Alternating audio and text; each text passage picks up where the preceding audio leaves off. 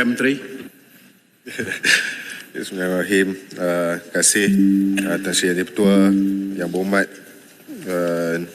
Al-Ustaz untuk menjawab soalan yang telah dikemukakan. Untuk pengetahuan, pada tahun 2024 Kementerian telah pun memperuntukkan sejumlah 7.4 juta ringgit bagi pembangunan sukan bermotor di negara ini, merangkumi perbelanjaan mengurus dana sukan komuniti, geran padanan sukan dan kumpulan wang amanah sukan negara.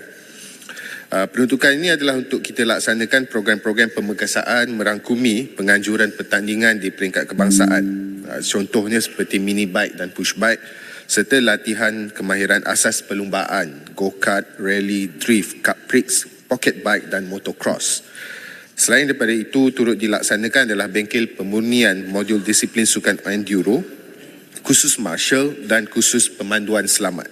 Sebanyak 13 siri kejohanan kebangsaan dan antarabangsa bagi mempromosikan sukan bermotor turut dilaksanakan di Sepang International Circuit, iaitu SIC Ovale Junior 2024, Malaysia Championship Series 2024 dan Malaysia Superbike Championship.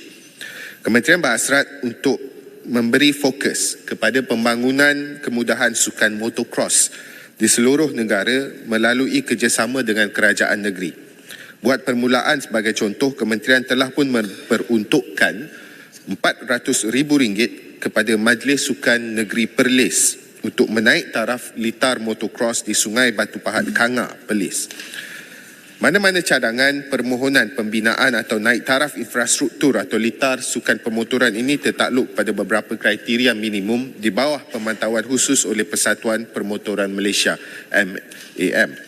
Selain itu, isu tapak juga mesti diselesaikan terlebih dahulu seperti mana yang telah ditetapkan dalam garis panduan bagi cadangan penyediaan anggaran perbelanjaan setuan tahun 2024 dan garis panduan penyediaan rancangan Malaysia ke-12 RMK 12 2021-2025. Syarat tersebut ialah tapak atau tanah perlu didaftarkan atas nama Pesuruhjaya Tanah Persekutuan dengan memperoleh pengesahan pihak Jabatan Ketua Pengarah Tanah dan Galian bahawa tapak adalah bebas bebanan dan sedia untuk dimasuki serta tiada isu tapak tanah projek seperti setinggan, bantahan penduduk dan lokasi yang tidak sesuai apabila membuat permohonan projek fizikal binaan baru. Di samping itu, tapak atau tanah tersebut hendaklah berstatus hak milik kekal dan sebarang permohonan juga perlu mendapat kelulusan daripada Majlis Mesyuarat Negeri sebelum diangkat untuk kelulusan pembinaan. Terima kasih. Baik, saya jemput Ustaz. Terima kasih Tan Sri Yang Di-Pertua, terima kasih Yang Berhormat Timbalan Menteri. Tuan Yang Di-Pertua, sukan bermotor ni dah jadi seperti sukan rakyat. Dia dah jadi macam bola sepak. Di semua tempat kebanyakannya orang ada sukan permotoran, sama ada secara sah ataupun secara tidak sah. Namun isunya Tan Sri Yang Di-Pertua, ada 3 perkara. Yang pertama, cukai peralatan keselamatan menunggang ni tinggi, Yang Berhormat.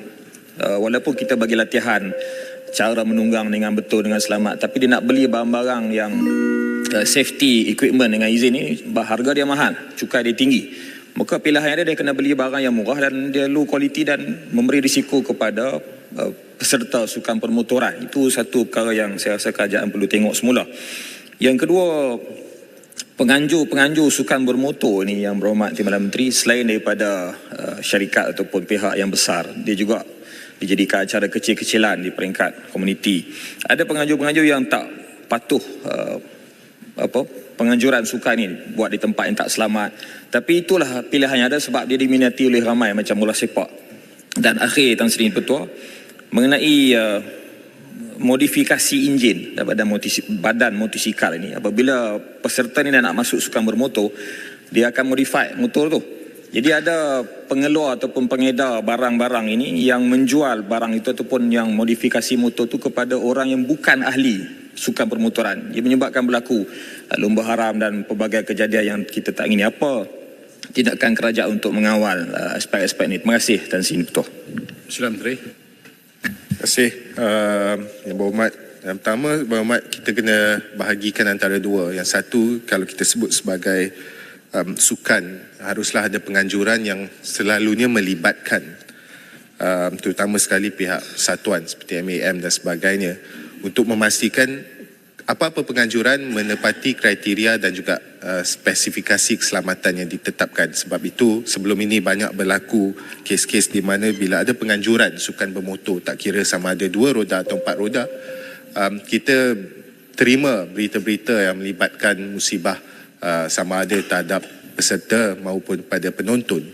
Dan kebanyakan dalam situasi tersebut kita dapati bahawa tidak menepati kriteria seperti yang disebutkan oleh Alostar tersebut. Dan ini sebabnya kita menggalakkan supaya mana-mana pihak penganjur yang ingin menganjurkan aktiviti yang melibatkan sukan bermotor haruslah merujuk dahulu kepada setiap agensi yang tersedia, termasuk JBJ dan juga Suruhjaya Sukan sendiri, dengan tujuan untuk mendapatkan kebenaran yang meliputi aspek keselamatan tersebut. Ini harus kita beri perhatian.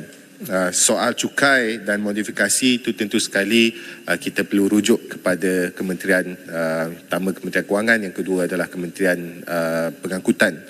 Namun untuk isu penganjuran yang tidak patuh pada aspek keselamatan, memang kita beri teguran dan kita juga minta supaya Persatuan Bermotor, Pemotoran Malaysia itu sendiri, MMA, boleh selepas ini memastikan bahawa ada reach out dengan izin dilakukan terhadap lebih banyak orang kata pengendali-pengendali acara yang bersifat daerah atau lebih dekat dengan komuniti. Kita terima sebelum ini banyak teguran ataupun banyak aduan di mana sedikit sukar untuk kumpulan-kumpulan ataupun penganjur-penganjur kecil ni menepati aspek keselamatan. Jadi kita perlu lakukan lebih banyak engagement, terutama sekali pada persatuan. Terima kasih. Baik, saya nyebut Tenggara.